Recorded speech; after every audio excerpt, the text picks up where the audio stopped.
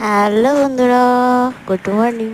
তো সকাল সকাল উঠে স্নান করে গুরুর নাম করে এখন আমি নিচে যাব। তার আগে আমি জামা কাপড় মেলে নিলাম। তো চলো, তো আশা করি তোমরা সবাই ভালো আছো। আর আমার মিনি ব্লগ কেমন লাগলো সেটা আমাকে কমেন্টে অবশ্যই জানিয়ে। তো নিচে চলে গেলাম। নিচে গিয়ে লোকনাথ বাবাকে ধূপ দেখিয়ে প্রণাম করে, সব ঠাকুরকে প্রণাম করে তারপরে আমি গেলাম শিবের ঘরে। তো চলো এবার শিবের ঘরে যাই। তো এই দেখো শিবের মাথায় জল ঢালছি। তো আমার জল ঢালা হয়ে গেছে। তারপরে আমি কিছু বাসন ছিল ঠাকুরের, সেগুলো ধুয়ে, সেটা দেখাতে পারলাম না, ধুয়ে আমি এবার ওপরে যাচ্ছি। তো চলো মা কী করছে সেটা দেখাই। এই দেখো মাছের ডিমের বড়া ভাজছে। তো ভাজাগুলো আবার খেতে দেবো। চলো এখনকার মতো রাখি, টাটা। আর ভালো লাগলে সাবস্ক্রাইব করে দিও। বাই।